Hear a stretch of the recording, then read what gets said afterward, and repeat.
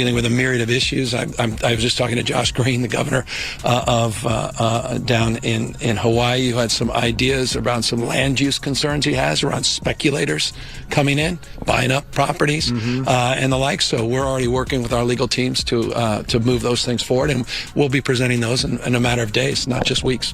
I'm just not a very emotional woman at all.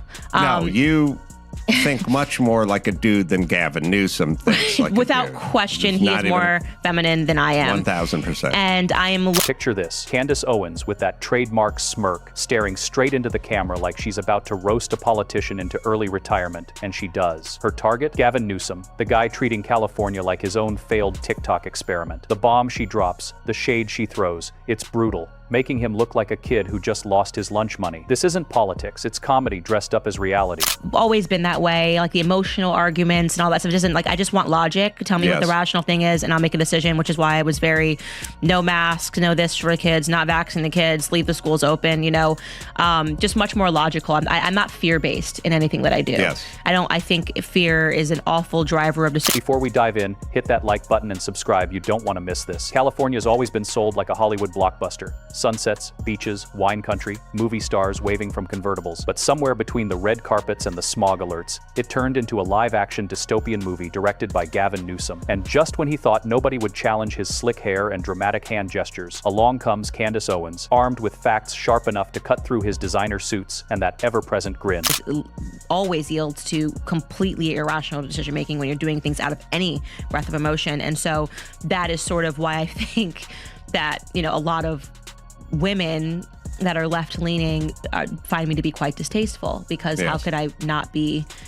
neurotic and crazy and emotional and upset by the question, so upset by the question that I don't even consider the answer. The moment she locks eyes on Newsom, it's not a debate, it's a demolition derby. He rolls in with his eco-friendly, taxpayer-funded bumper car, and she's driving a monster truck with spikes on the grill. The result? Tire marks all over his carefully polished image. Nobody wants President Newsom either. Nobody believes in that guy. That guy's a f***ing con man. Everything he did in California, from trying to mandate vaccines for kids to being caught public without a mask and lying about the fact that he was outdoors.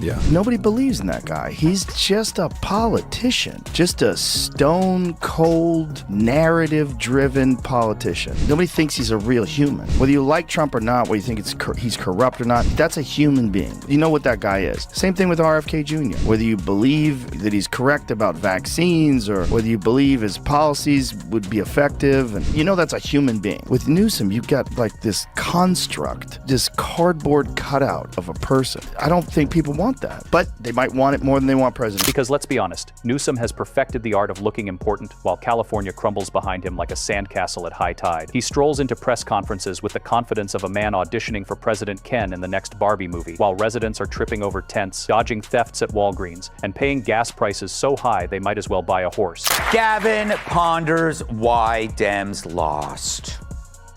We lost the popular vote and we lost the electoral vote. We got crushed. But Kennedy, I think the answer is yes. Was it because of Israel? Yes. Interest rates? Yes. Too woke? Yes. It's like every bad policy that trickled up to the White House during the Biden administration started in California. That state is responsible for the worst politicians in modern history. And he is at the top of the list, and there are some ignoramuses on that list. And Candace, she's not here to audition. She's here to drag his resume through the mud like a toddler with a juice box. The record speaks for itself. Billions spent on homelessness. Yet California looks more like an outdoor camping expo than the Golden State. Newsom insists it's complicated, and sure, it is. Mostly because he seems to think dumping taxpayer cash on consultants and committees counts as actually helping people. Or their houses have been burned, all their childhood memorabilia, all the stuff for their kids, the photos, the fucking everything they have is gone. All heirlooms, their mother's wedding ring, that kind of shit. Everything's burnt to the ground. And this guy's like standing in front of all this stuff, and he's got a smile on his face, and he's talking about land use. The development. Meanwhile, Los Angeles sidewalks have turned into permanent Airbnb listings just without the bathrooms, and San Francisco now offers guided tours of its finest open-air drug markets. Candace zeroes in on the circus and points out what everyone's already whispering. California isn't solving homelessness, it's franchising it. Other states aren't sending their problems here. California is exporting them like a subscription service. Pay $29.99 in state taxes and get your very own encampment on the corner of Main Street and Sadness Avenue. And crime? Once upon a time, California was where dreams came true. Now it's where you can steal $949 worth of merchandise without consequence. Stores have turned into Fort Knox with padlocks and plastic shields over toothpaste, while thieves treat Target like an all-you-can-eat buffet. Candace doesn't even need to exaggerate. She just points to footage of people casually strolling out with TVs under their arms like it's Costco on free sample day. Meanwhile, Newsom smiles through it, like crime stats are just jealous numbers trying to ruin his Instagram feed. He talks about reimagining justice, which is a fancy way of saying, we'll let criminals turn your living room into their new pawn shop. Candace, of course, calls it exactly what it is: legalized looting with a touch of progressive perfume.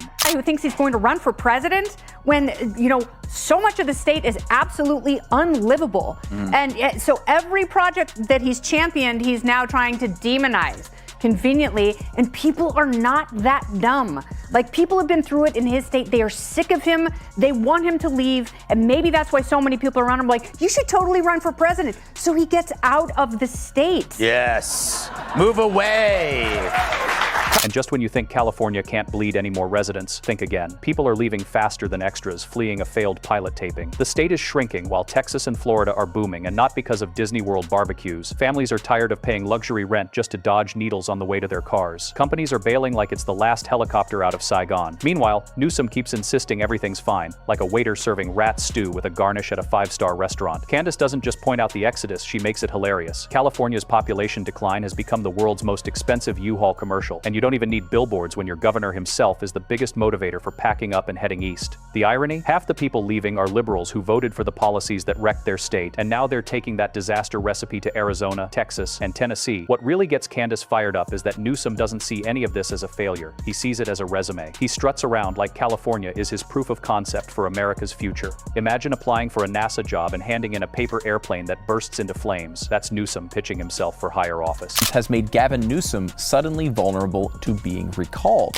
It looked like Gavin Newsom was going to kind of cruise to a victory here and avoid the recall, but COVID might be changing things a little bit. Well, part of the reason I wrote the column was I am having a bit of a change of heart, and part of it is because last time I was on Glenn Beck's show with you, Glenn asked me, and I said that I didn't think that the recall was going to win, and I don't think that that's necessarily my position today. To be clear, I'm not betting that Gavin Newsom is going to lose. That would be just too good. The world doesn't seem to work that way. Candace hammers it home. Newsom isn't running California. He's auditioning for the White House. Every speech, every photo op, every smug grin is part of a campaign he pretends isn't happening, while his state literally runs out of water and power. He's busy oiling his hair and rehearsing how to blame Texas for everything, and Candace turns California into Exhibit A. She doesn't just say it's failing, she lays out exactly why it's a warning for the rest of the country. High taxes, unchecked crime, crumbling infrastructure, runaway homelessness, and a green energy illusion that still needs fossil fuels to keep the lights on. She argues California is what happens when style outruns substance, speeches replace solutions, and a governor thinks good hair can stand in for leadership. Meanwhile, Newsom plays the cool uncle, handing out platitudes like mints, sporting that permanent "just complimented my watch" expression. Candace mocks it mercilessly. If charm and charisma could fix potholes, California's streets would be paved in gold. And she makes it hilarious. Newsom says progress, she hears regress. He says equity, she translates it to excuses. He says California is a model, she quips, yes, a model for a before picture in a bankruptcy ad. The more he polishes his words, the sharper hers get. Well, in a kind of reptilian way. I mean, charming in the sense that his whole life is devoted to winning people over. Yes, yeah. Kind of like Bill Clinton was, and I think he's good at it. But I also think, someone said to me the other day, Newsom could pass a lie detector test on saying anything. Like, there's a coldness inside that he's allows. He's a sociopath. I think he's a snake oil salesman. I think he's a liar, and I think that he destroyed the state of California. Full stop. I've got no love for Gavin. And the audience can't look away because this isn't just politics, it's pure spectacle. Newsom brings the Hollywood gloss, Candace brings the steel-toed boots, and together it's less a debate and more a reality show where one contestant drones on about future projects while the other keeps reminding everyone his current project is already on fire. But beneath the comedy, the stakes are real. Candace points out that California isn't an isolated island of dysfunction. Its policies spread like glitter, unwanted, hard to clean up, and always showing up where you least expect them. Environmental mandates, soft on crime laws, loaded welfare programs, what starts in California often goes national. She's warning loud and clear that America doesn't need a repeat performance. The clash becomes a battle of visions. On one side, Newsom's progressive, government-heavy California wrapped in social justice aesthetics. On the other, Candace's call for accountability, personal responsibility, and policies that don't treat crime like a quirky lifestyle choice. It's not just words, it's worldviews colliding. Candace is like a stand-up comedian armed with footnotes, while Newsom is a motivational speaker stuck in a self-help loop. She's pointing to real problems with real evidence, while he's busy drafting the trailer for Gavin 2028, The Hair Strikes Back. For a little over a week now, California Governor Gavin Newsom has been posting in the style of President Donald Trump. And he's getting a lot of admiration for it. So he's basically engaging in this trolling campaign, and he's been very successful with it on X. Many of those posts have actually racked up tens of thousands of likes. And look, it does play well in the paradigm of left versus right.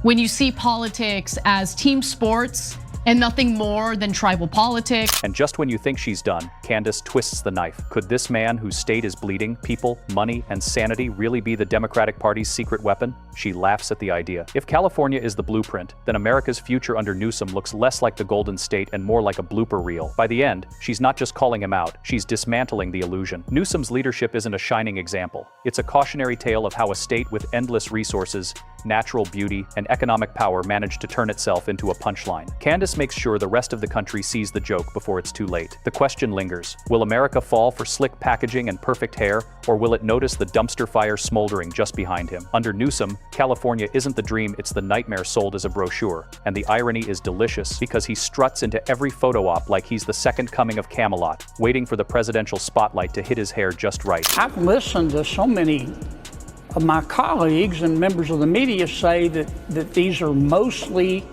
peaceful protests. It's like saying that Harvey Weinstein is mostly a feminist because he didn't rape every woman who came into his office. He only raped some of them. Number three, in terms of Governor Newsom, his record shows this. He's the dictionary definition of weenie. Behind the polished image, California under Newsom looks less like a shining city on a hill and more like a burning dumpster on Venice Beach. The state's GDP might be massive, but so are the debt, the regulatory chokehold, and the number of people sleeping in tents a block from coffee shops charging absurdly for lattes. Candace doesn't just poke holes in the facade, she swings a sledgehammer. She calls out a state where Hollywood celebrities need security just to pick up mail. Moms carry pepper spray to the grocery store, and small businesses budget for theft like it's a fixed cost. And still, Newsom insists California is leading the nation, sure, leading straight off a cliff with anyone foolish enough to follow. The homelessness crisis alone reads like a parody of failed governance. Billions spent, endless programs with fancy names dreamed up at yoga retreats, and yet the streets are still littered with tents, needles, and suffering. Candace skewers it, comparing these so-called solutions to putting glitter on a landfill. Sure, it sparkles, but the stench remains. Meanwhile, Newsom grins, tossing charts and numbers around like a game show host, claiming progress, while anyone with eyes sees a camping convention no one signed up for. Mel, any message from you to Governor Newsom or Karen Bass tonight? Spend less on hair gel.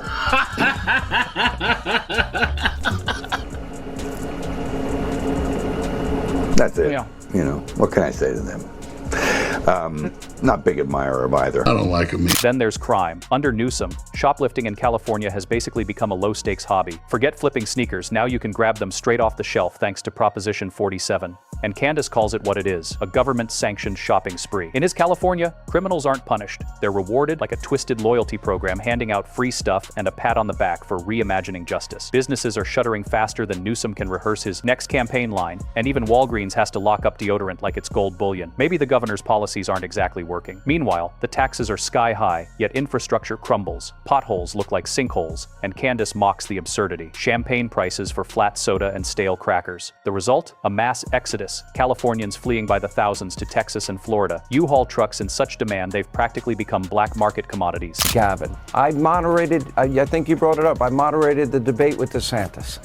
And I have tried to reason with this man, and he does not listen, ever. Maybe, is this the tipping point for him? Did you get the feeling he really wants to change? I don't know. I think he wants to be president, Sean, more than... Candace compares it to a bad party where everyone's already left, and the only one insisting it's still fun is the host, standing alone in the kitchen, pouring overpriced wine. The kicker? Newsom actually thinks this resume qualifies him for the White House, strutting around like Californians are lining up for higher taxes, dirtier streets, and rolling blackouts. Candace laughs at the absurdity, pointing out that if California is the model, America's future under him looks like a cautionary tale written by people who flunked Economics 101. She dismantles his whole persona, slick hair, perfect suits, rehearsed speeches as if it's her part-time job, showing a politician so obsessed with optics, he'd schedule a photo shoot during a natural disaster. While California slides into chaos, he's practicing his smile in the reflection of the waves. And the delivery difference couldn't be clearer. He talks in lofty PR buzzwords, visionary leadership, California is a model, and she cuts through it with surgical precision, translating it to what it really is, a warning label for the rest of the country. Gavin Newsom and Karen Bass have already proven their incompetence and poor leadership during the Los Angeles wildfires. Now, as we experience rampant lawlessness and civil unrest, it's never been more clear California's in a state of turmoil. And I ask my fellow Angelinos, why are Gavin Newsom and Karen Bass still in office? The more Candace tears into him, the sillier Newsom's ambitions look, like he's auditioning for a role no one asked for. Could he really be the Democratic Party's secret weapon? The guy running a state people are literally fleeing. Candace frames it perfectly. If this is the plan, Republicans should be sending thank you flowers because nothing screams vote for me like empty promises, sky-high taxes, and policies that make buying toothpaste feel like securing a luxury car. She makes it a choice for the rest of America. Do you want a country that mirrors Newsom's California, expensive, unsafe, and crumbling under its own weight? Or do you want leadership that actually sees problems and fixes them? This isn't just a jab at one governor. It's a warning shot to anyone thinking charm can replace competence. And in the end, Candace versus Newsom isn't just commentary. It's theater. It's satire. It's a masterclass in ripping the curtain down while he's still posing for the camera. When the dust settles, he looks less like a presidential hopeful and more like a walking parody of everything wrong with American politics.